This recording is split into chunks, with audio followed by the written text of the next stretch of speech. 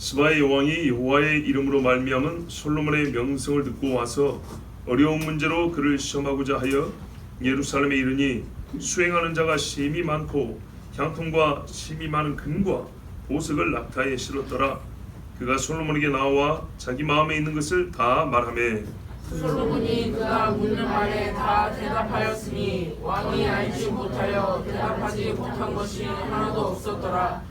스바의 여왕이 솔로몬의 모든 지혜와 그 건축한 왕궁과 그 상의 식물과 그의 신하들의 좌석과 그의 시종들이 시립한 것과 그들의 관복과 술관원들과 여호와의 성전에 올라가는 층계를 보고 크게 감동되어 왕께 말하되 내가 내 나라에서 당신의 행위와 당신의 지혜에 대하여 들은 소문이 사실이로다.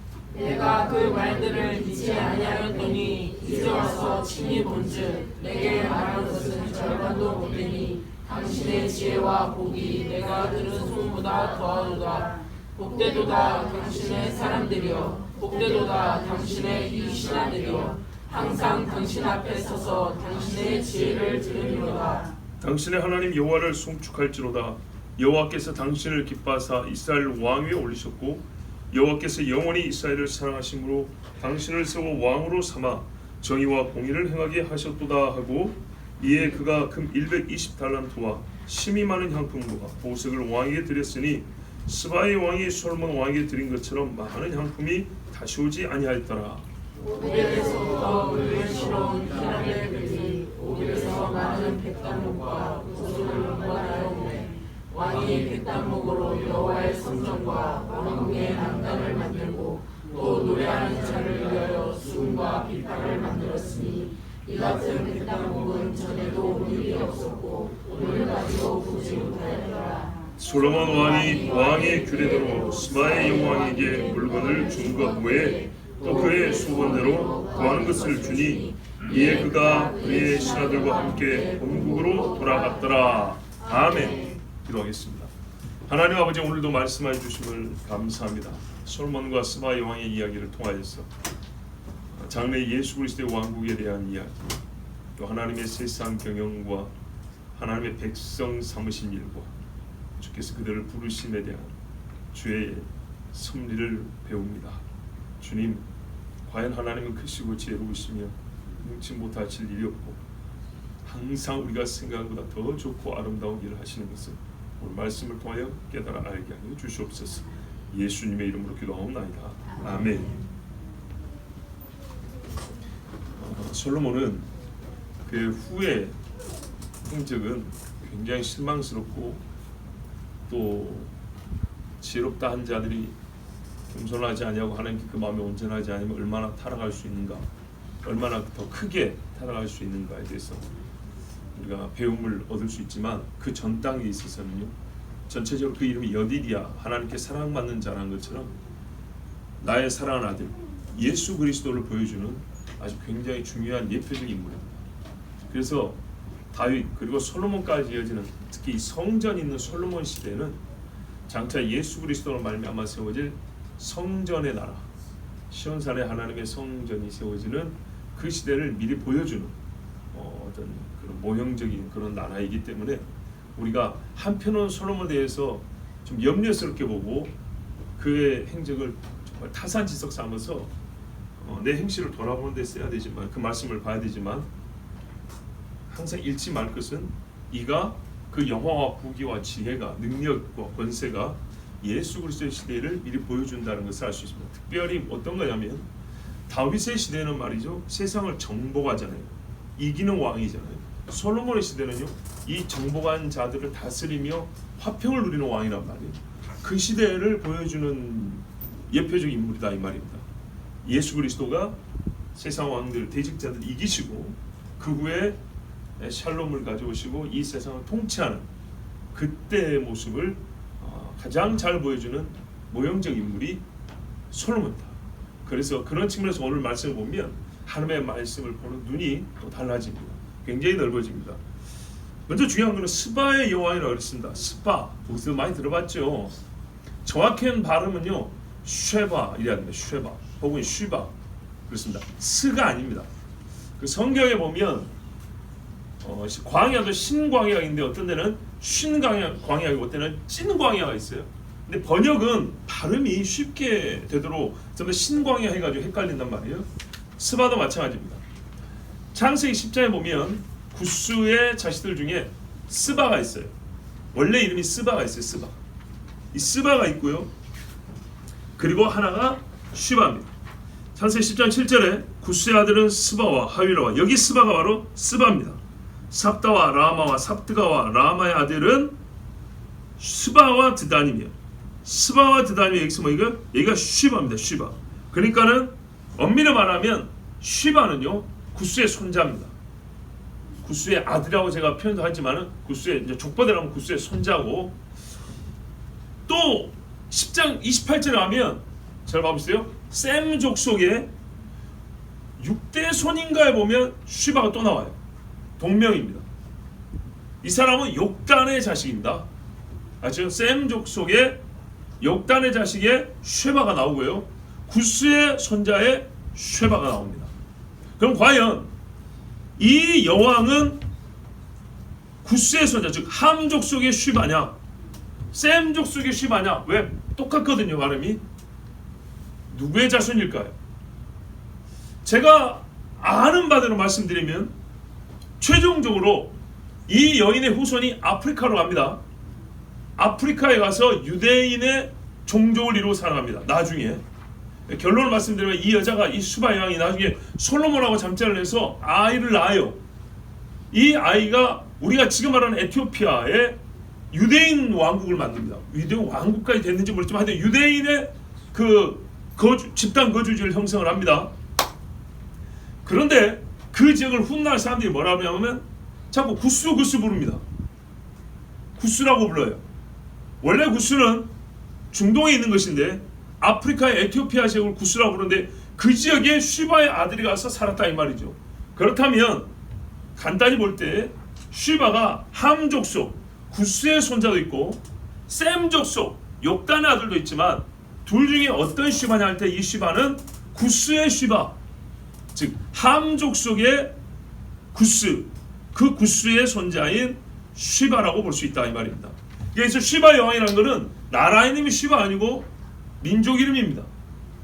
함 족속의 구스의 손자 쉬바. 혈통이 그렇다는 얘기예요. 그러면 이 여자가 다스리는 나라 이름은 전에 내려온 대로 하면 아비시니아 왕국이라고 합니다. 전에 내려오는 말로 합니다. 자, 어디냐? 여러분 지도 드렸죠. 지금 사우디아라비아 보이시죠? 그 맨 밑에 예멘 보이죠? 예멘. 요 예멘 지역이 바로 이 쉬바 여왕이 다스리던 지역이라 합니다.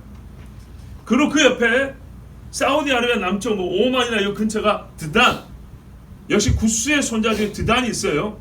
뭐 하던 사람들이냐? 이 쉬바나 드단 같은 데는 무역을 주로 했습니다.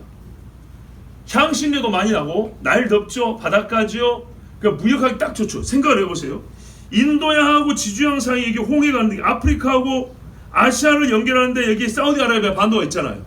배들이 중간에 기차하기 딱 좋고, 이 중간이 또 아프리카와 아시아의 중간, 소위 중동이잖아요. 중앙에 있는 동방이라 이 말입니다. 그래서 중동이에요, 중동. 그러니까 서쪽과 동쪽을 잇기도 좋고 문물교류하기도 좋고 문화적으로도 딱 가운데 있으니까 거점이 되겠죠. 그래서 고대에 요즘같이 뭐 기계배들이 아니고 돛담배 아닙니까? 노젓는 배들, 그런 배들 타고 다닐 때 이 사우디아라비아의 남쪽 지방들은요 아시아와 아프리카를 연결하는데 또는 중동을 이렇게 연결할 때 굉장히 중요한 선박의 기항지들이었어요. 그래서 무역을 많이 해서 돈을 떼어버렸죠. 그러니까는 이 쉬바 여왕도 당대의 갑부 중에 갑부입니다. 이름 있는 갑부 중에 갑부입니다. 그래서 말하자면 솔로몬하고 1등, 2등을 다퉜던 여자입니다.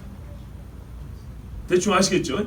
그리고 이제 나중에 다시 말씀드리겠지만 이 보세요. 예멘 옆에 아프리카의 지부티 보이시죠? 바로 옆에 소말리아, 지부티, 바로 지부티 밑에 소말리아 있죠. 여기 아덴만 옛날에 해적 소탕했던 작자 있었던데 바로 여기에요. 여기 요 조그마한 데만 넘으면 아프리카로 넘어가는 거예요. 얼마나 가깝습니까?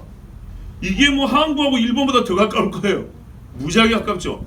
그러니까는 아라비아, 아시아하고 아프리카는 이렇게 가까워요. 사실은 유럽하고 아프리카도 지중해 저기 스페인, 포르투갈 여기하고 어디입니까? 거기 어디야? 튀니지, 모로코 10몇 킬로밖에 안 돼요. 10몇 킬로밖에. 다리 올라올 수도 있을 거예요. 물론 이제 물살이 어떠냐, 해저층이 어떠냐 다르지만 그렇게 가까워요. 대륙과 대륙 사이가 엄청나게 멀지 않아요. 자, 여기 에티오피아 보이죠? 요 에티오피아 지역하고 요 바다 쪽만 건너서 이쪽과 이쪽을 같이 다스릴 수 있다 이 말입니다. 나라가 강할 때는 금방이니까. 이해되시죠? 예, 한 나라가 바다를 하나 가운데 놓고 넓은 바다가 아니기 때문에 작은 바다 하나 놓고 이쪽 저쪽의 영토를 다 가질 수 있다 이 말입니다. 자, 지금도 봐보세요. 미국을 보세요. 미국 본토가 있는데 바다 멀리 하와이가 있죠. 태평양 가운데. 그리고 저 위쪽에 알래스카 있죠. 알래스카는 바로 옆에 러시아, 국경이 캐나다. 미국 본토하고 더 멀어요. 러시아하고 캐나다가 더 가까워요. 그래도 어떻게 해요? 미국 땅이죠. 그런 형식으로 지금 만드는 땅들이 미국 외에도 지금 많이 있어요. 러시아 같은 경우도 본토가 있고요. 유럽의 어느 한 귀퉁이에 러시아가 또 있어요. 아프리카도 마찬가지예요. 그렇게 떨어진 나라인데 이 바다 조그마한 걸 놓고 큰 나라 같으면 아라비아 반도에 나라가 한 부분 있고 아프리카 쪽에 또 한 부분 있고 이렇게 해서 대제국을 형성하고 예, 나라가 이렇게 통치될 수 있다는 얘기입니다. 자, 야 본문이 길어서요. 오늘 참 그래서 예배도 조금 빨리 시작했는데요. 자, 스바의 왕이 그러니까는 결론은 구스의 후손으로 보이는 이 여왕이 솔로몬을 찾아왔는데 이게 중요해요. 여호와의 이름으로 말미암아 솔로몬의 명성을 듣고 보통 스바의 왕의 솔로몬 방문할 때 이 부분을 간구하는 경우를 많이 봅니다. 재물 서로 내기하듯이 그게 아니고요. 여호와의 이름으로 말미암은 솔로몬의 명성이었어요. 솔로몬이 부자고 강하고 지혜롭다는 건 들었는데 그 기원이 어디냐 할 때 하나님께서 그에게 복을 주셨다. 이것이 스바 여왕이 솔로몬을 방문하게 된 아주 가장 큰 이유에 속했어요. 그러니까 나만큼 부자라는다. 부자 많이 봤어요. 나만큼 똑똑하단다. 이 여자도 굉장히 똑똑한 사람이에요. 여기서 문제를 가져왔다 그러죠. 똑똑하지 않으면 문제를 출제도 안 돼요. 할 수가 없어요. 그러니까 당대 지혜롭고 부자인 명성이 자자한 이 거상이에요. 거상. 엄청난 갑부예요. 이 여자가 솔로몬을 찾아온 거는 부유함을 빗대어 이렇게 견주어 보거나 그러고 한 게 아니고요. 여호와가 그 하나님이 역사를 보니까는 여호와라는 신이 대단한 신인데 그 신이 복을 줬다고 할 때 이게 참이냐 가짜냐. 사실은 솔로몬에게 왔던 이유는 눈으로 보이는 거 외에요. 영적인 이유가 있었던 거예요. 이 여인에게 영적인 이유가 있어요. 이거를 딱 한마디로 뭐래요? 여호와로 말미암아 얻은 솔로몬의 명성을 듣고 자 이리가 왔어요. 이리 왔는데 그래서 이 여자가 방문해서 한 일도 역시 우리는 일반적인 왕들의 방문해서 한 일과 다르다고 생각해 볼 수 있습니다. 보통 왜 옵니까? 정치적 연합을 하자, 군사적으로 동맹을 하자, 무역이나 문화 교류하자, 서로 국가의 이익이죠. 눈에 보이는 국가의 이익을 위해서 오지만은 이 여인은 그게 아니고요. 어떤 것은 개인적 목적이었어요. 솔로몬을 만난다고 해가지고 무슨 사업 논의한 게 아니었어요. 국가 간에 무슨 무역 이야기를 온 게 아니라고요. 순전히 솔로몬의 이야기를 듣고 싶어서 온 거예요. 확인하고 싶어서 온 거예요. 솔로몬의 인물, 그가 누군지를 알고 싶어서 온 거예요. 이게 지혜를 들어왔다 이 말입니다. 하나님이 그에게 주신 지혜를 알고 싶어서 왔어요. 그래서 시험 문제를 갖고 왔다는 거예요. 방문의 목적이 완전 다릅니다. 자, 국가의 수장이지만은 개인적인 목적을 가지고 방문했는데요. 이 개인적인 목적이 결과적으로 국가에도 이익이 될 것입니다. 왜요? 그 개인적인 목적이 범위로는 개인이지만은 그 목적 자체는 모든 사람에게 이로운 목적을 개인이 품었던 거예요. 모든 이에게 이로운 것을 어떤 한 개인이 먼저 품었던 거예요. 그게 뭐냐? 지혜를 듣겠다는 거였어요. 왕이 지혜를 듣고 배워서 와서 백성에게 가르치면요. 복이 될까요? 안 될까요? 복이 되죠.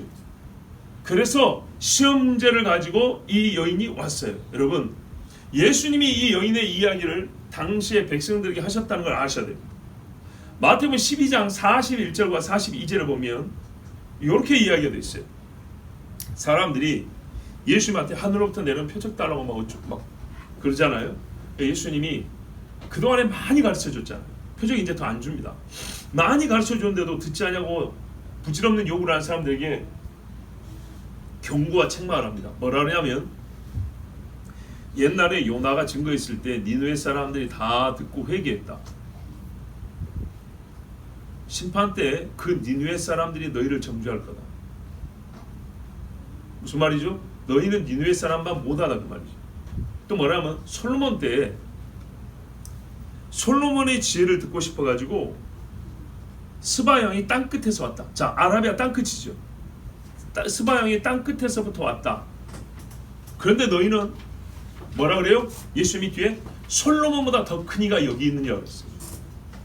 육신으로도 인간이 지혜로우니까 최고로 지혜로우니까 최고 부자가 있는 것 다 끌어와가지고 사람의 지혜를 듣겠다고 땅 끝에서 낙타 타고 그 먼 길을 왔다는 거예요. 그런데 스바야는 그렇게 해도 지혜를 듣겠다고 사람의 지혜도 듣겠다고 그 먼 길을 찾아왔는데 엄청난 재물을 가지고 왔는데 너희는 내가 친히 너희 눈앞에 와 있어. 솔로몬보다 더 지혜로우니 더 크니 세례요한 있잖아요. 나보다 더 크다 그랬죠. 나보다 앞서다 그랬죠. 그렇게 단순하게 표현했지만 그러니까 말 그대로 하나님 아들이라 이 말이에요. 하나님이라 이 말이에요. 인간으로는 비교할 수 없는 솔로몬보다 더 큰 이가 딱 눈앞에 직접 와 있는데도 불구하고 듣는다고요? 안 듣는다고요? 안 듣는다. 지혜를 얻을 생각도 아니었고 지혜로운 말을 주는데도 듣지도 아니함이 세상에 너는 구스의 족속인 스바야보다 나을 게 뭐 있냐. 이방 여인보다 훨씬 못하다 이 이스라엘 사람들 유대인들아. 그러니까 뭐라 그래요? 심판 때 남방 여왕인 그 스바 여왕이 와서 너희들을 정죄할 거다 그랬어요. 이게 얼마나 강팍하고 교만한 사람들에 대한 주님의 꾸짖음입니까? 저희 같은 목사들이 직접 이런 말해서 참 좀 민망하게 하고 좀 오해의 소리가 있지만은 그게 아니고요. 하나님의 말씀을 우리가 들을 수 있는 곳, 하나님의 지혜를 배울 수 있는 곳에 나아가는 것은 우리가 남방 여왕인 이 남쪽에서 올라온 여왕인 스바 여왕보다 나아야 된다는 주님의 말씀이 확실합니다.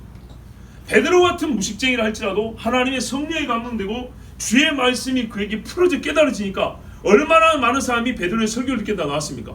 5,000명이 회심했다는 들은 사람은 그보다 훨씬 많았다는 얘기 아니겠습니까? 이게 우리가 사람과 사람을 방문하는 목적 중에 제일이야 합니다. 지혜를 듣고자 예수 그리스도를 찾을 때도 병을 고치고자 하고 귀신을 쫓는 것도 중요하지만은 하나님 나라 복음을 들으려고 오는 것이 제일 중요한 것이죠. 우리 주님이 원하시는 것도 그랬잖아요. 나는 하늘로부터 내려온 떡이니라 하니까는 사람들이 못 알아먹고 어렵다고 다시 떠나가버렸다 그랬습니다. 그런데 정말 못 알아먹을 줄 알았던 베드로는 말했어요. 주여 영생의 말씀이 있으면 우리가 네게로 가리까 이랬단 말이죠. 이게 스바 여왕과 같은 귀를 가지고 마음을 가진 사람입니다. 그래서 네 귀와 눈이 보고 들음으로 복이 있다. 우리 주님이 말씀하십니다. 자, 스바 여왕이요 솔로몬을 방문하러 왔습니다. 그런데 뭐하러 왔죠? 지혜로 확인해 보러 왔죠. 이게 그냥 테스트만이 아니죠. 솔로몬이 대답을 하면 나는 뭐라는 거죠? 배우는 거죠. 다 틀리라고 문제를 갖고 온 게 아니라 진짜 궁금한 걸 가져온 거예요. 진짜 궁금한 거. 최고의 여왕이 최고의 학식 있는 사람들과 같이 연구해봐도 못 깨달은 것들. 그러니까 자기 나라 지혜자들이 다 모여도 안 되는 다니엘의 지혜를 바벨론의 지혜자들이 못 따라갔잖아요. 요셉의 지혜를 애굽의 지혜자들이 못 따라간다고요? 대제국의 지혜자들이 다 모여갖고 풀어도 못 푸는 문제들. 진짜 궁금한 것들 가져왔어요. 여러분 그런 문제들은 뭘까요? 화학일까요? 생물일까요? 물리학일까요? 농업일까요? 목축업일까요? 해양, 원양, 항해 기술일까요? 그런 게 아닙니다. 사실 여러분 이런 것들은 발달이 가능한 겁니다. 점자 발달이 가능해요. 그런데 인간에 있어서요 발달이 아니라 처음부터 감춰진 것이 진짜 궁금한 것들입니다. 발달되는 게 아니라 진리예요. 진리는 발달이 없어요. 원래부터 완전하니까. 그런데 이건 감춰져 있어서 인간은 이 질문을 항상 하고 답을 얻지 못합니다. 쉽게 생각하면 왜 우리는 어찌하냐고 존재하는가? 이런 질문은 과학이 풀어낼 수 있는 게 아닙니다. 우리는 어디서 와서 어디로 가는가? 철학자들도요 이거 질문 답을 못하잖아요. 세상의 근본은 무엇인가? 이런 거는 발달해서 얻을 수 있는 질문이 아니고요. 처음부터 알면 알고 모르면 모르는 거예요. 깨달으면 깨닫고 못 깨달으면 못 깨달은 거죠. 이런 질문들 세상의 학문적 질문이 아니고요. 진짜로 말 그대로 참 지혜 수관 진리에 관한 문제를 가져왔을 때 것이 분명합니다. 왜냐하면 스바 여왕이 갖고 있는 지혜와 직도 방대했단 말이죠. 굳이 표현하면 솔로몬은 신흥 지혜 국가지만 스바는 그보다 더 오랫동안 지혜를 쌓아온 나라다 이 말입니다. 그렇기 때문에 스바가 불과 이 여왕이 불과 몇십 년 사이에 지혜로 명성을 날린 솔로몬에게 뭐가 더 부족해서 자기 학술적인 문제 이런 것보다는 본질적인 문제들, 감춰진 진리에 관한 문제들을 갖고 왔으면 분명합니다. 그거 아니고는 딱히 물어볼 것도 없어요. 자, 하여튼 다양한 질문들을 가져왔는데 여러분 지혜를 살려면 어떻게 해야 돼요? 값을 가져와야죠. 그죠? 자, 한번 23절에 진리를 사고서 팔지 말며 지혜와 훈계도 명철도 그리할지니라. 산다 그랬어요. 여러분 학교 가려니까 돈 내죠. 배우는데 돈 많이 씁니다. 정말로 배우는데 먹는데 못지않게 배우는데 돈을 많이 씁니다. 그게 참 중요하다 그랬어요. 그리고요 배우는데 돈을 쓸 때 제대로만 배우면 돈이 아깝지 않습니다. 그렇지 않던가요? 우리 여기 집사님도 옛날에 악기 배울 때 말이죠. 돈을 좀 더 주더라도 잘 가르치는 선생님한테 한 번을 배워도 그러죠. 왜? 그게 뭐냐면요 테크닉을 잘 가르쳐준다는 게 아니고 잘 가르치는 선생은 원리를 가르쳐줘요. 그럼 혼자 있어서도 두 개의 세계를 터득할 수가 있어요. 그래서 지혜는 진주보다 귀하니 너의 사모하는 모든 것으로 이에 비교할 수 없다. 그러니까 뭐예요? 진주를 한가마니를 퍼줘도 지혜로운 말 한마디라고 바꿀 수 있다는 말입니다. 한마디 지혜를 들을 수 있으면 내가 뭐예요? 집이라도 팔 수 있다. 이게 성경이 가르침이에요. 그래서 스바 여왕이 실제로 얼마나 많이 갖고 왔냐? 이스라엘에 내려온 전승입니다. 이스라엘 내려온 전승에 의하면 스바 여왕이 낙타 800마리분의 재물을 싣고 왔대요. 낙타 800마리. 이거 씻는데 3일 걸렸대요. 성문 열고 들어오는데도 시간이 엄청나게 많이 걸렸을 거예요. 다른 것들은 못 다니고, 그죠?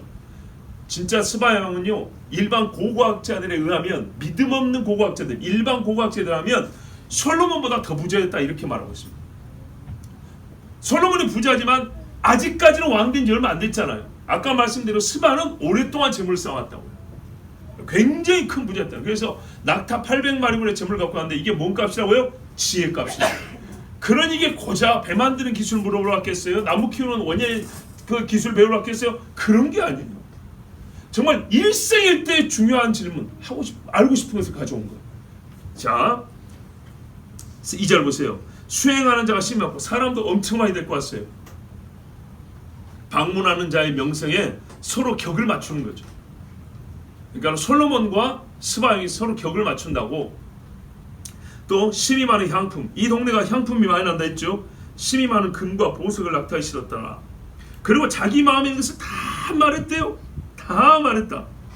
근데 이게 참 재밌습니다, 여러분. 어떤 의미에서 재밌냐면 질문이 많으면요 대답도 많아지지 않아요. 시간은요 많이 소모되겠죠. 솔로몬이 바쁜 사람이에요. 사절들이 많이 와요. 재판도 해야죠. 건축도 할 것 많지요. 솔로몬이 정말 바쁜 사람이에요. 그 부인이 몇 명이에요. 또 바쁜 사람이에요. 근데 이 스바 여왕이 만남이 참 중요한 게, 우리가 이 짧은 행간을 읽어야 되는데 보면은 속에 있는 것을 다 말했고 다 대답해 줬다는 건 둘이 시간을 많이 가졌다는 거예요. 그 말은 솔로몬이 스바 여왕에 역시나 관심이 있었고, 이 여왕의 질문, 이와 같은 지혜로운, 아마 분명히 지혜로운 질문이에요.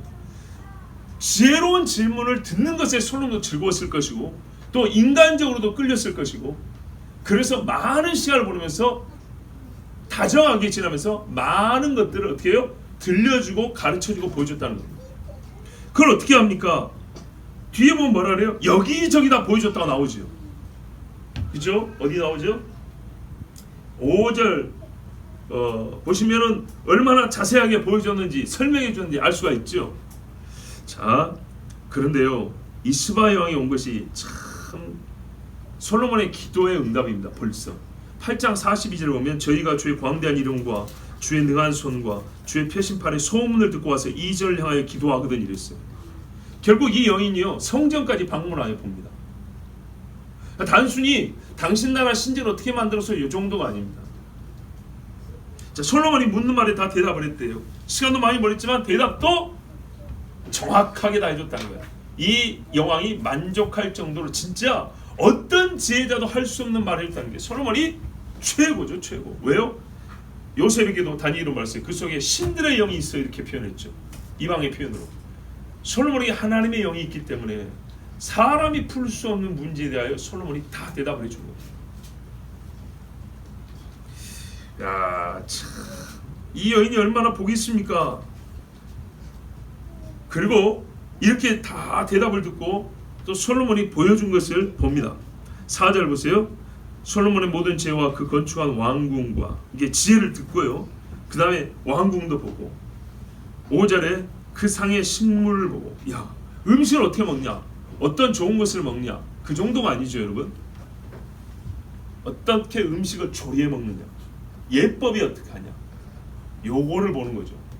예?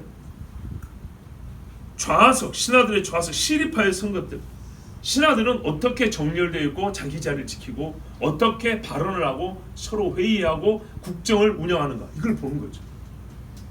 이게 단순히 부자들이라고 되는 게 아니거든요. 이건 지혜의 결과물들입니다.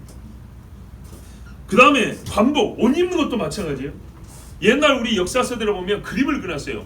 사신들이 왔다 갔다 할 때 사절단들이 그림들이 있어요. 그래서 각 나라의 의복과 복장을 보고요, 사람들의 이 얼굴 다듬, 그러니까 단장하는 것, 그리고 태도, 어떻게 인사하는가, 이게 다 볼 수 있어요. 그래서 그 나라의 수준, 국격을 알 수가 있어요. 술관원들, 벨사살 왕이 술 퍼마시는 거하고요, 아닥사스다 왕이 느헤미야 같은 사람을 술관원 시킨 거는 급이 다르죠. 솔로몬은 어땠을까요? 그 다음에 여호와의 성전에 올라가는 층계를 보고 크게 감동되어, 이거는 크다고만 말한 게 아니고 고급스럽다고 말한 게 아니에요. 예, 레벨이 다르다는 거예요. 우리가 그 성지순례 왔을 때 성전에 올라가는 옛날 그 계단 큰 거 보셨죠? 거기, 그리고 방향마다 동서남북에 또 있어요. 그 계단들이. 야, 솔로몬 때 수로 공사도 했다 그러죠. 밀로. 이것들을 보면서 정말 정신을 잃었다 그랬어요. 근데 실제로 시바에 가면 왕궁이 무지하게 컸대요. 엄청나게 왕궁이 컸대요. 수십만 이상 컸대요. 옛날에 니느웨가 어떻게 좌우를 분간하지 못해 12만이라고 그랬죠. 그보다 훨씬 컸대요. 그러니까는 시바 여왕이 살아가는 그 나라의 왕궁도 수도도 정말 다른 왕들이 볼 때는 입이 쩍 벌릴 정도였다는 거예요. 근데 솔로몬의 왕궁과 성전을 보고 이 영이 쩍 벌린 게 뭐냐면 크기 때문이 아니에요. 건물의 크기는 시바 여왕이 더 크게 만들었을 거예요. 왜? 땅이 보세요. 예루살렘은 산 꼭대기 있잖아요. 산 꼭대기. 근데요, 시바가 사는 데는 평지란 말이에요. 강이 흐르고 바다가 있고, 예? 산과 산 사이 계곡이 얼마나 좋아요. 그런데도 불구하고 입이 쩍 벌어졌다는 얘기는 뭐라고요? 단순히 크기 때문이 아니고요, 예, 거기에 지혜가 깃들어 있고 하나님의 이 거룩하심이 묻어나 있기 때문에 이 여인이 인간 세상에서 보는 것들의 좋은 것이 아니라 마치, 예, 조금 제가 좀 이렇게 여러분 오해하죠. 신계를 보는 듯한, 인간 세상과는 급이 다른 그 더 높은 차원의 지혜로 지어진 건물과 양식들을 보고 정말 입을 쩍 벌리고 다물지는 못했던 겁니다. 뒤에 보면 이런 이야기도 있죠. 그 부귀에 대해서 상아로 보좌를 만들었다 그랬어요. 여러분, 코끼리가 아무리 커도 상아 뿔 2개가 뭐 얼마나 크겠어요. 그걸로 의자를 만들 정도면, 예. 그리고 어떻게 해요? 계단 이렇게 만들어가지고 금으로 막 사자 막 이렇게 만들어 놓고, 예, 뒤에 본문에 나오죠. 이런 건 역시도 솔로몬의 아이디어, 이 미학적인 이 수준도요 굉장했던 거죠. 같은 금을 가지고도 어떻게 뭘 만드냐, 어떤 문양을 만들고 어디다 붙이느냐, 완전 다른 문제거든요. 그래서 솔로몬의 안에 있는 지혜에 탐복을 했습니다. 그리고 여기서 재밌는 게 있어요. 보통 서로 방문할 때 내가 이만큼 가져오죠. 그러면 돌아갈 때 방문 받은 왕도 보통 이만큼 줍니다. 아니면 더 줍니다. 나라만큼은 더 준다 그랬죠. 시바 왕이 낙타 800마리에 싣고 왔다 그랬잖아요. 그럼 이거는요, 약간 이제 그 속에 저희가 약간 미소가 지어질 것 같은 뭔가 뜻인데요.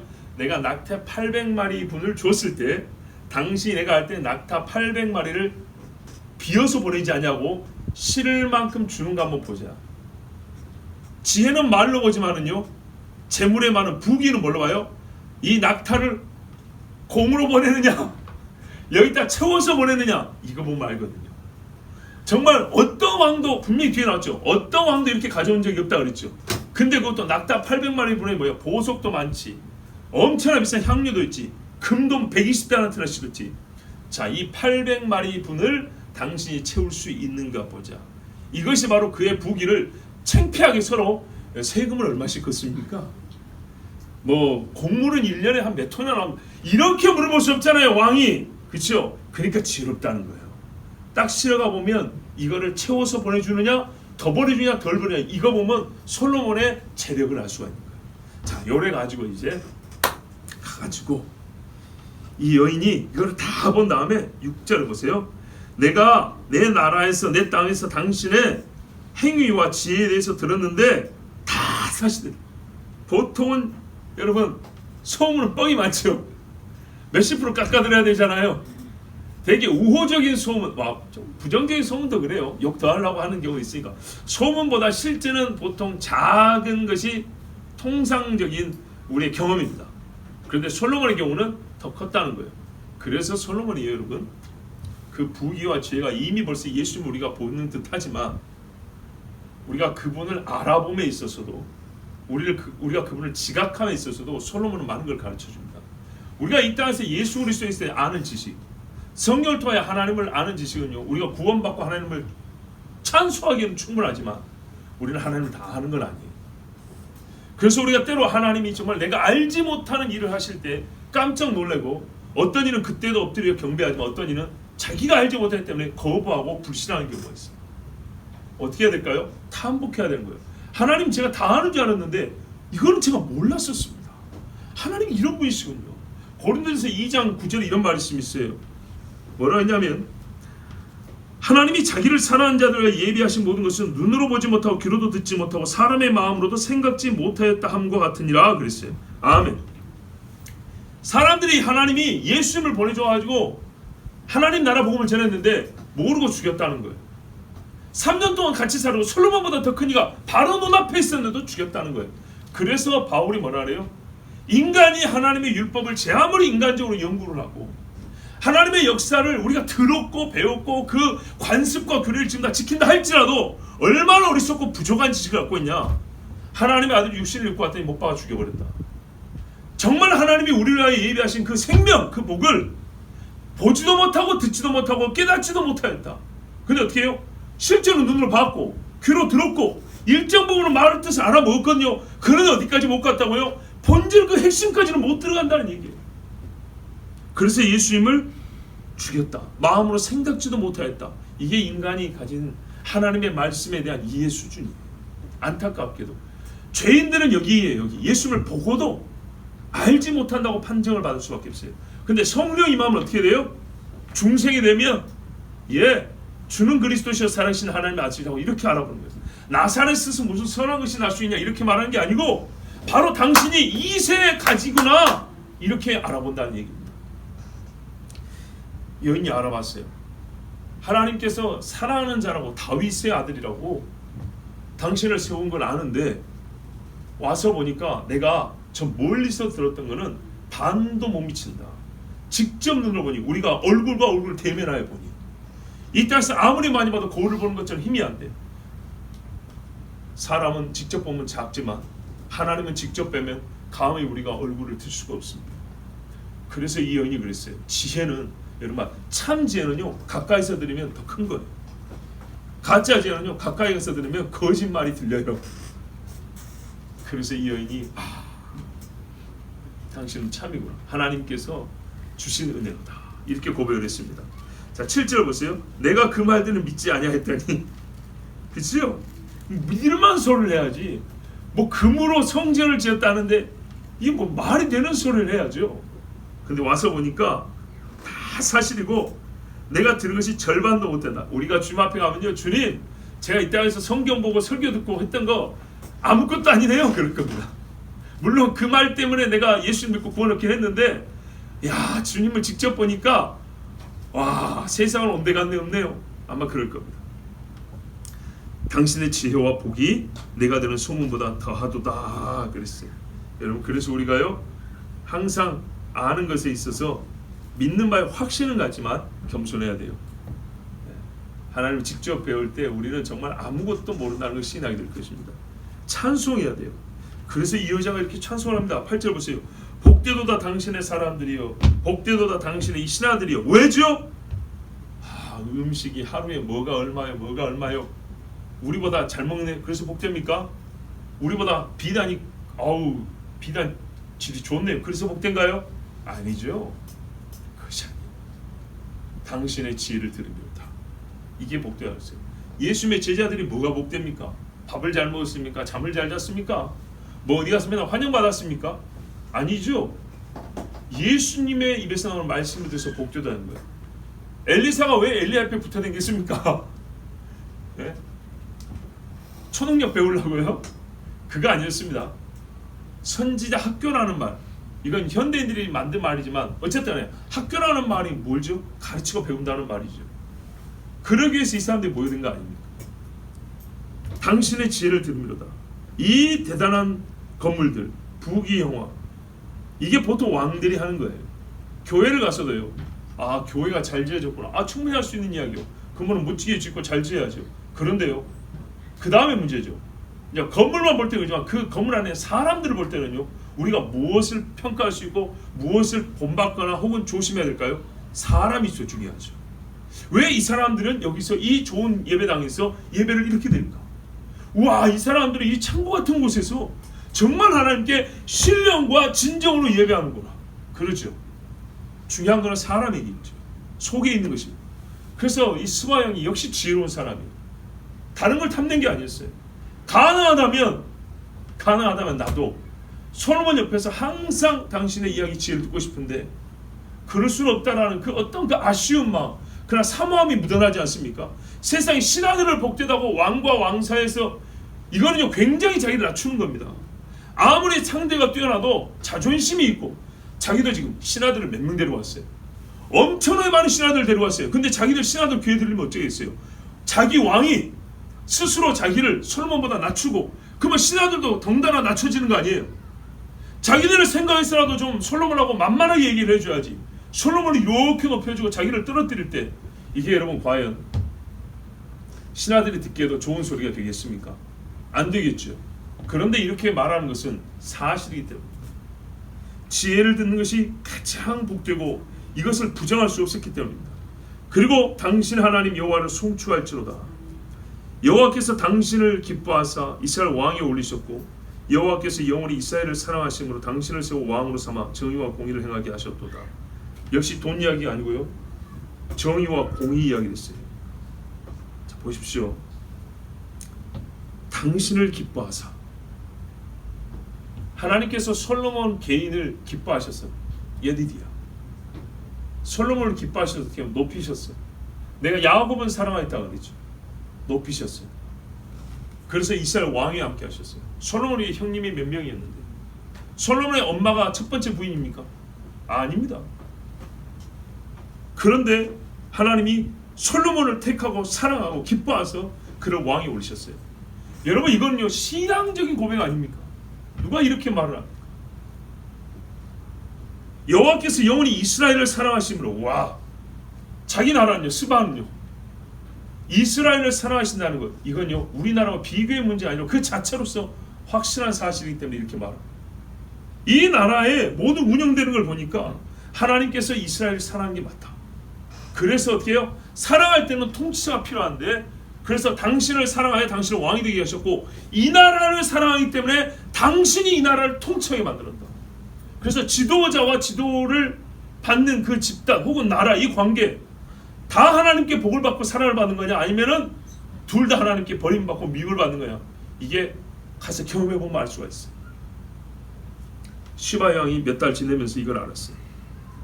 이스라엘을 사랑하는 게 뭐냐면 이 많은 재물이 있는 것도 아니고 돈이 많으면 타락하기 마련인데 솔로몬 당시까지만 하더라도 정의와 공의로 이 물질들이 통용되고 사용되었던 것. 그래서 이거를 보고 보통의 나라와는 다르기 때문에 시바 왕이 이렇게 찬송을 한 겁니다. 물론 시바 왕이 이 본문만 가지고 그가 그러면은 소위 요즘 말로 개종을 했다는 얘기냐?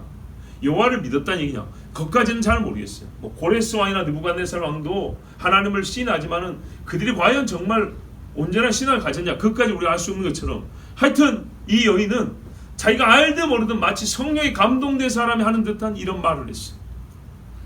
그리고 최종적으로 솔로몬에게 예물을 이제 다 확인했기 때문에 처음 방문하여 준 예물 외에 모든 걸 다 줬는데 금 120달란트를 줬고요. 심이 많은 향품과 보석을 다 줬어요. 얼마나 많이 줬냐면 스바 여왕이 솔로몬에게 준 것보다 많이 준 자가 없대요. 자, 그러면 여기서 한번 생각해 볼게요. 솔로몬이 이 재물이 없으면 아쉽습니까? 아니죠. 근데 솔로몬이 다 받았어요. 그거 나중에 더 줬다 그랬어요. 이게 뭐냐 보세요. 우리가 하나님 앞에 헌금하면 하나님이 돈이 아쉽습니까? 아니죠. 우리 하나님 앞에 찬송하면 우리가 찬송을 뭐 천사보다 잘 불러서 받으십니까? 아니죠. 하나님은 뭐가 부족해서 받으신 게 아니에요. 솔로몬요 이까짓 거 뭐 금 120달란트 있어도 그만 없어도 그만이에요. 그런데 솔로몬이 이 여인의 속에서 나온 것이기 때문에 받은 거예요. 돈 문제 아니고 거래가 아니었어요.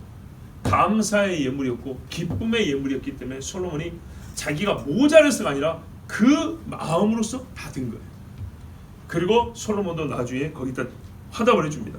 근데 참 재밌는 게 역시 성경은 성경으로 풀고 성경 안에서 연이 성취되는데 다윗의 시로 추정이 되는데요. 시편 72편을 보면 솔로몬을 위한 시라는 표제가 붙은 시가 있어요.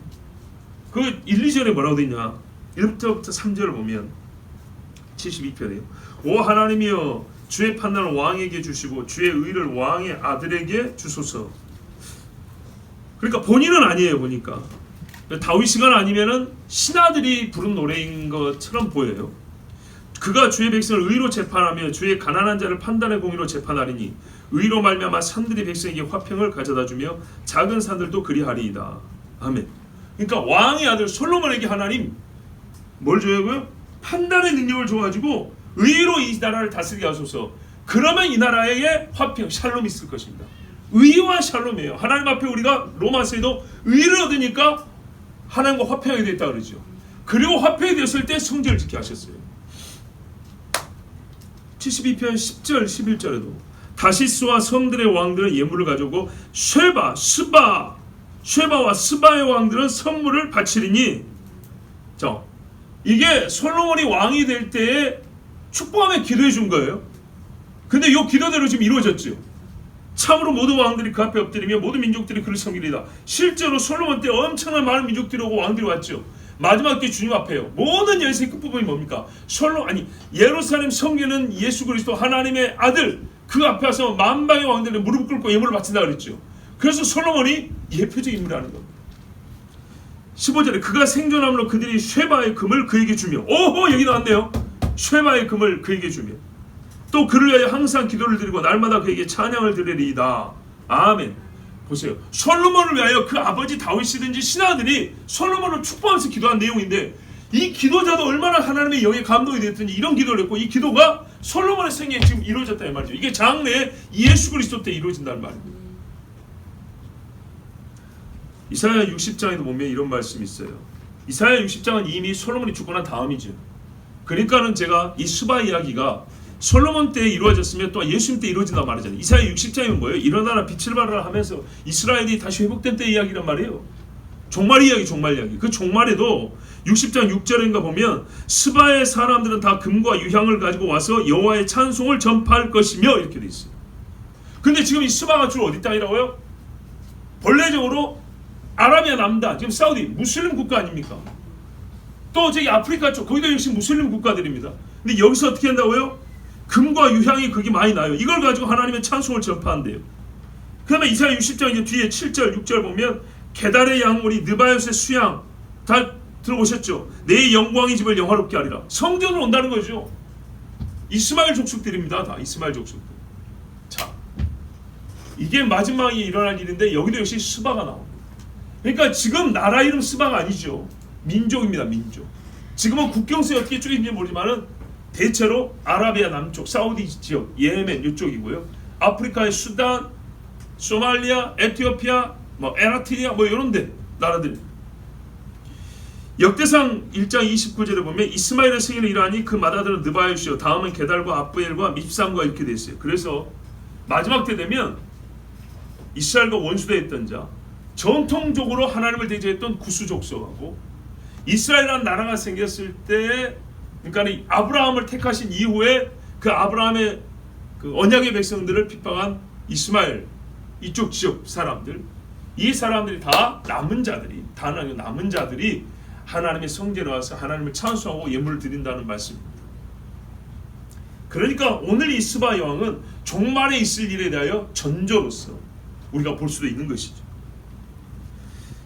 11절 보겠습니다.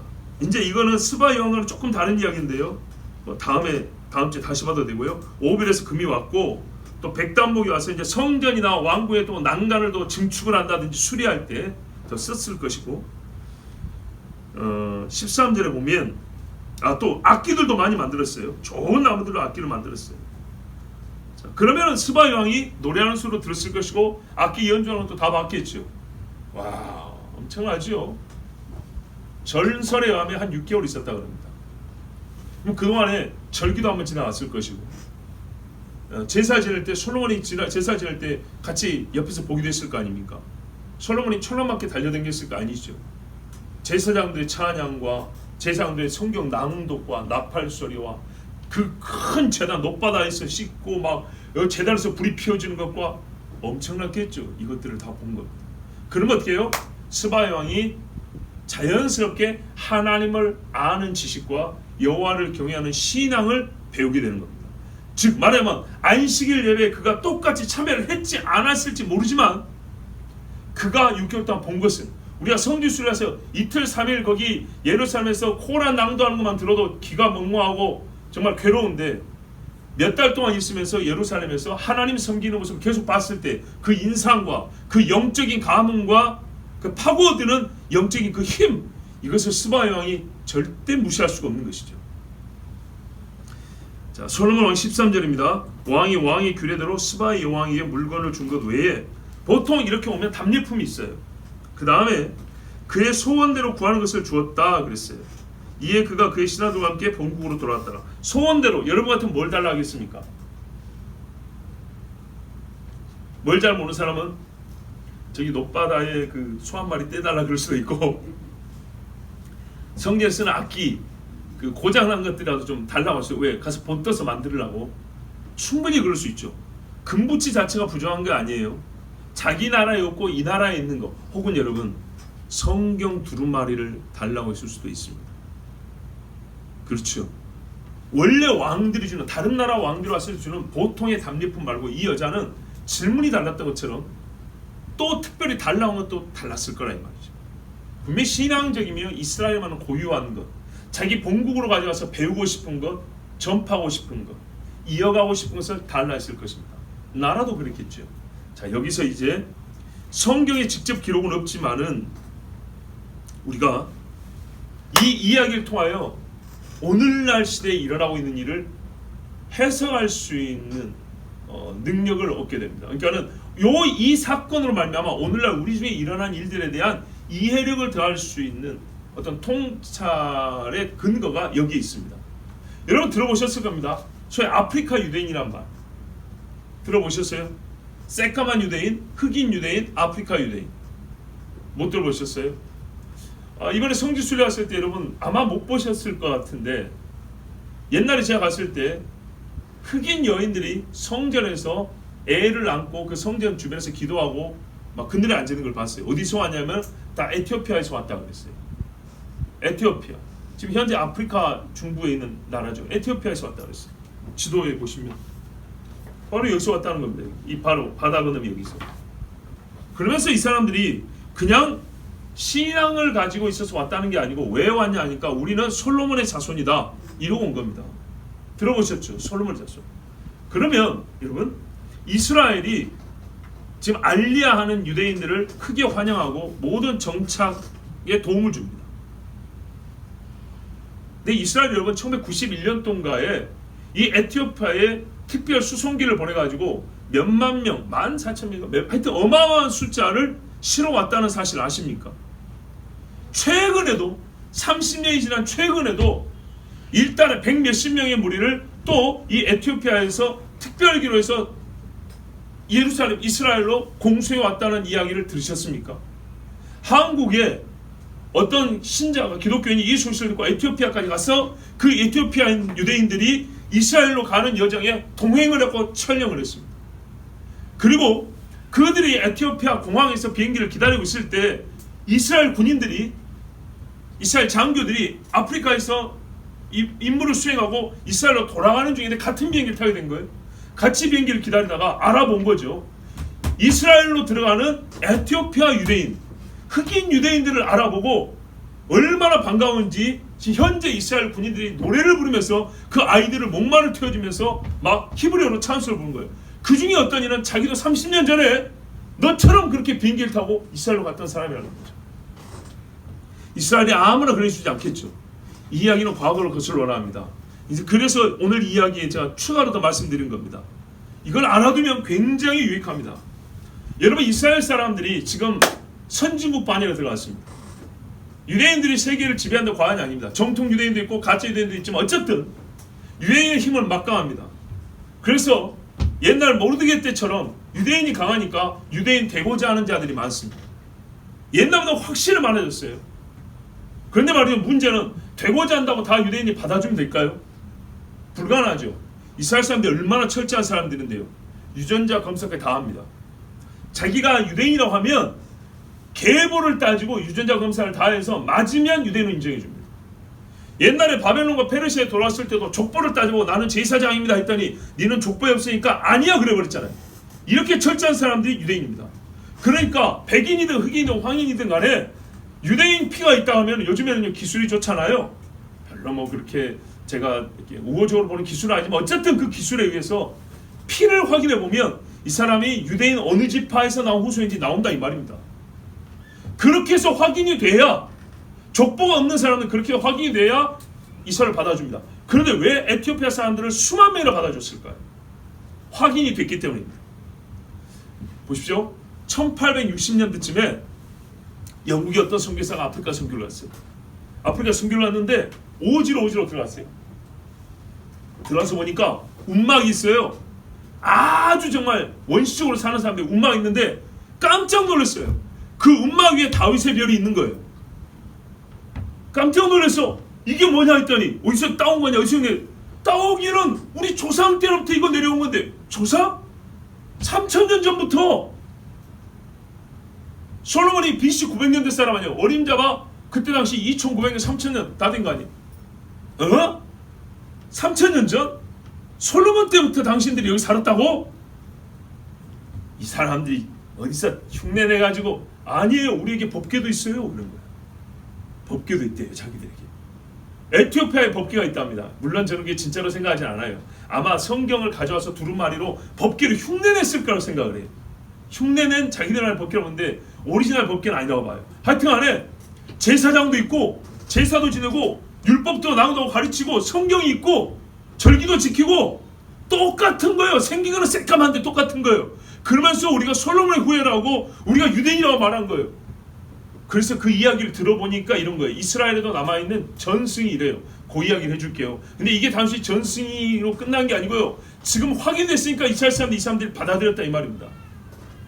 슈바 왕이 솔로몬이 갔을 때 엄청난 재물을 가서 많이 보고 배웠잖아요. 그리고 몇 달을 살았대요. 근데 솔로몬이 솔직히 말해서 이 흑인 여인에게 매력을 느껴가지고 말해서 같이 잠자리를 하고 싶었어요. 근데 이 여인이 쉽게 허락을 안 했대요. 안 된다. 그리고 왕과 왕 사이에 이거 있을 수 없는 일이죠. 근데 솔로몬이 똑똑하잖아요. 이쪽으로도 이게 머리가 잘 돌아갔어요. 그래서 이 여인이 떠난다고 할 때 그 마지막 날 밤에 만찬한 다음에 하나 부탁을 했대요. 마지막 날이니까 우리 같이 잡시다 그랬대요. 어이 무슨 소리야. 오해하죠. 방이 크니까 침대 따로 놓고 커튼 가운데 딱 치고 그리고 자자고. 너 참 섭섭하고 오래 계셨는데 정이 들었는데 그래서 그런 거라고. 이게 이스라엘에서 내려온 이야기예요. 그러자고 그랬대요. 그러면서 이랬대요. 혹시 내가 침대를 이게 커튼을 건너서 넘어가면 칼을 하나 줄 테니까 나를 찔러 죽이라고 그랬대요. 그래서 시바 여왕 옆에 칼을 하나 놓고 잠을 잤어요. 대신에 솔로몬이 그랬대요. 만약에 근데 여왕이 커튼을 열고 내 쪽으로 오면 그때는 내 마음대로 합니다. 그럴 일은 없을 겁니다 그랬대요. 근데 어떻게 된 거냐? 그 만찬 음식에요, 물이 땡기는 음식이 많이 있었대요. 그날 밤에. 요즘 말로 짠 음식이죠. 그래가지고 슈바 형이 잤는데 보통 왕이 자면 물병 있을 거 아닙니까? 여왕 쪽에는 물병이 있고 솔로몬 침상 쪽에 물병이 있더래요. 근데 그것도 어떻게 깜깜하면 안 보이겠죠. 커튼이요, 비치는 커튼으로 가려놓고요, 물병이 됐다가 호롱불 같은 거 하나 키우는 거예요. 촛불 같은 거 키우는 거예요. 그래서 잘 보이게 해놓은 거예요. 그래서 자고 있으니까 자냐? 아이고 자꾸나. 그래서 여인이 살며시 가서 물병에 물을 딱 따라서 마시고 돌아가는데 솔로몬이 딱 잡았다는 거죠. 왜 건너왔습니까? 이게 이스라엘에서 내려온 이야기입니다. 이스라엘에서. 그래서 어떻게 됐냐? 이제 그렇게 잤는데 내려가다 보니까 이 여인이 임신을 한 거예요. 그리고 그 아들의 이름이 멜리네크라고 내려옵니다. 멜리네크. 어떻게 할까요? 생긴 거에 어떻게 됐을까요? 솔로몬과 시바형을 닮았겠죠. 네, 아마 잘생겼을 거예요. 그러나 피부색은요, 새까맣죠. 피부색이 새까만. 그리고 이 이제 여인이 아이를 키울 때 솔로몬 이야기를 엄청 많이 했겠죠. 그래서 전에 내려온 이야기에 하면 이 멜리네크가 16살 되었을 때 나도 아버지를 만나 있다고 어머니가 온 길 그대로 따라서 예루살렘을 올라갔다. 올라갔는데 사람들이 이해가 안 되죠. 솔로몬의 아들이라고 주장하는 인간이 왔는데 이거 뭐 닮은 데가 있어야지. 가만 보면 닮았겠지만 피부색이 아니잖아요. 이게 언어도 그렇고. 그래서 막 박대를 했는데 결국에는 알아봤다는 거. 어떻게 해요? 그 물주전자 이야기. 이걸 누가 알아요? 솔로몬과 시바의 형밖에 모르는 이야기죠. 솔로몬이 보니까 내 아들인 거예요. 그래서 얼마나 예뻤던지 이 멜리네크를 역시 6개월 동안 품에 끼고 살았대요. 들려오는 이야기면 왕권을 이어줄 정도로 그렇게 사랑하고 이뻐하고 온갖 것을 다 보여줬대요. 다 보여주고 많이 가르쳤대요. 사랑하는 아들입니까? 그리운 여인 아들이니까 다 가르쳐줬는데 그 가르쳐준 내용이 뭐냐면 율법이 있고요. 이 다른 나라에서 배울 수 없는 하나님을 아는 지식, 제사에 대한 것을 가르쳐줬다는 거예요. 그런데 이제 결국에는 이 아들이 솔로몬이 계속 있기를 바랬지만 어머니에게 간다 그랬어요. 간다고 했을 때 솔로몬이 준 선물이 뭐냐? 이스라엘 각 지파에서 1000명씩 12,000명을 너와 함께 딸려본다. 여러분 이게 우리가 꾸며낸 얘기가 아닙니다. 12,000명을 딸려보냅니다. 그래서 이 12,000명을 데리고 그들의 왕국 아비시냐 왕국이라는 데 내려옵니다. 엄마가 나라가 크고 힘이 있죠. 그래서 너는 이 유대인들 데리고 이 무리에 섞여 살지 말고 저기 아프리카 쪽으로 가서 그쪽에서 네가 이들의 수장이 되어서 새로 공동체를 만들어 그랬던 거예요. 근데 이 사람들이 와가지고 이제 보세요. 본인이 솔로몬 혈통이지 12,000명 이상 각 지파별로 들어와 있죠. 수가 엄청나죠. 그러니까 아무리 3,000이 지나도 그렇게 수가 많을까 하는데 바로 이 사람들 때문에 수가 많은 거예요. 이 엄청난 수가 어디에 가냐? 일반 고고학책에도 보면 나오는데 에티오피아의 악숨이라는 데가 있어요. 악숨. 이 악숨이 유대인 정착촌이에요. 얼마나 오지냐? 개발을 하고 개발해도 발견이 안 된 곳이에요. 왜냐하면 자기들 신앙의 순수함을 지키기 위해서 계속 오지로 들어간 거예요. 그래서 현대 문명의 영향을 받지 아니하고 옛날 방식 그대로를 지킬 수 있었던 거예요. 그게 1860년대에서 발견이 된 겁니다. 그러니까 이 사람들은 무슨 생각이냐? 세계 역사를 잘 모르기도 했지만은 자기들이 남은 유일한 유대인이라고 생각한 거죠. 피부 색깔은 검해도 왜요? 유대 국가는 바벨론에 막 아수르에 넘어갔지, 바벨론에 넘어갔지, 로마에 없어졌지 그랬잖아요. 그런데 자기는 어째요? 솔로몬 시대 이미 와가지고 순수하게 자기들의 신앙을 지키고 있었던 거 아닙니까? 그래서 서구가 발견하기 전까지 본인들 스스로는 유일한 유대인이라고 자부심을 갖고 있었다는 거예요. 그리고 이 소식이 서구 사이에 알려지고 1948년도에 이스라엘이 어떻게 됐습니까? 국가를 세웠을 때 이스라엘의 높은 양반들이 여기를 직접 찾아가 봐요. 확인을 했어요. 그리고 그 중에 이제 막 데려오기 시작했는데 유명한 사건이 이제 에티오피아 수단 이쪽에 내전이 막 일어나지 않습니까? 특히 무슬림 세력들이. 그러니까 이 유대인들이 살기 어려운 거죠. 옛날 저 오지에 산다고 이게 들어갈 수 있는 것도 아니고. 자, 그래서 이들을 탈출시켰는데 60년대, 70년대 먼저 40년대 탈출된 사람들이 이 남아있는 사람들 소식을 이제 정부에 막 말을 하고 살려달라고 이렇게 해서 6, 70년대에 이스라엘 모사드가 개입해서 많은 사람을 데려왔는데 어떻게 데려왔냐? 70년대 같은 경우는요. 여기 보시면 에티오피아 있잖아요. 요 수단 옆에 수단 어딘가에 이 바닷가 쪽에 그걸 뭐라 하죠? 리조트를 만들었어요. 폐해가 된 리조트를 실제 사건입니다. 이스라엘이 삽니다. 모사드가 사가지고 그럴듯하게 꾸몄어요. 유럽 사람들에게 관광을 오게 합니다. 그래서 유럽인들 섞이게 하는 거죠. 그리고 밤에 몰래 이 에티오피아 어디서 사람들이 걸어오면 어디 있으면 트럭으로 싣고 옵니다. 트럭으로 싣고 와서 리조트 어디 숨겨놨다가 배를 타고 밤에 어떻게 해요? 이렇게 해가지고 보내는 겁니다. 예전에는 육로로 갔대요. 육로로 막 이집트까지 걸어가지고 막 그렇게 힘들게 왔는데 그렇게 하고는 잡혀 많이 죽잖아요. 대부분 죽었대요. 그래서 해로로 가기 위해서 트럭으로 싣고 와서 밤에 리조트에 숨겨놨다가 배로 옮기고 그것도 이제 안 되니까 마지막에 91년인가에는 비행기로 그냥 때로 싣고 온 거예요. 큰 비행기에 막 다 떼어놓고 사람을 그 보통 비행기 300명 실으면 막 600명 이렇게 막 엄청나게 실어가지고 그렇게 사람들 태워온 이야기가 있습니다. 그리고 최근에 올해 또 남아있는 유대인들을 또 일부 데리고 온 그 사건이 촬영이 되고 기록 영화로 지금 찍힌 것들이 있습니다. 자, 여러분, 하나님께서 뭐라 하냐면요, 세계 열방에 흩어진 내 민족을 모은다 그랬어요. 그리고 이 스바에서 사람들이 하나님께 와서 찬양한다 그랬어요. 더구나 이게 더 확실한 성경의 증거가 하나 있다면 마지막 하나 더 드려드리는데 사도행전 8장입니다. 사도행전 8장에 말하면 에티오피아 내시 간닥의 여왕의 내시가 있다고 그랬죠. 이 사람이 예루살렘에 뭐하러 왔냐면 하나님께 예배하러 왔다가 이랬어요. 정치적인 일을 하러 와가지고 기념품으로 이사야서를 사간 게 아니고 처음부터 이 국가의 고급 관리가 예루살렘을 온 거예요. 어디 아프리카에서 고급 관리가 왔다 이 말이에요. 왜 왔냐? 하나님께 예배하러 왔다 이 말이에요. 그럼 예배하러 왔다는 말은 아프리카에 있을 때부터 하나님을 섬겼다는 얘기죠. 그 뿌리가 어디 있을까요?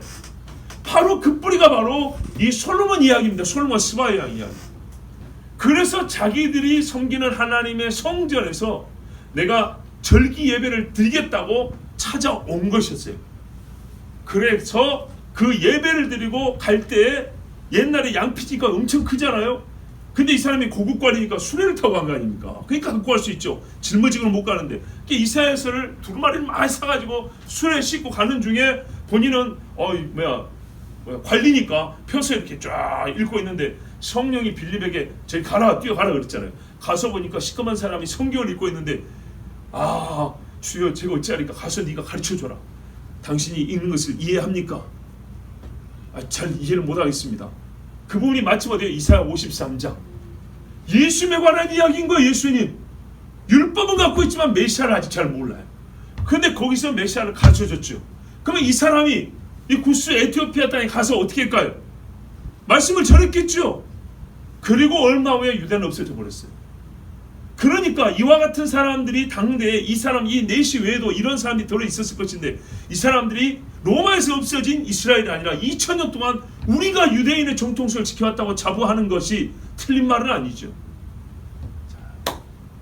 성경은 틀림이 없고요. 이 사건에서 우리가 현재 일어나는 하나님 말씀의 성취에 성경이 다 기록해 주지 않은 스바 여왕이 솔로몬을 만나고 고국으로 돌아갔더라. 그런데 지금 왜 우리는 과거의 스바 지역인 그 나라들의 유대인이 있다고 말하고 왜 이스라엘은 그들을 유전자 검사까지 다 해서 확인하고 맞다고 하고 데리고 오느냐 할 때 그들이 무엇을 근거로 하냐 할 때 전부 다 여기를 지목한다는 거예요. 열왕기상 10장 여기를 지목한다는 거예요. 그리고 이 사건이 진심으로 말미암아 하나님께서 예언한 스바 구스의 족속이 저 구스의 강 건너에 있던 원래는 구스는 어디 있었냐면 여기에요.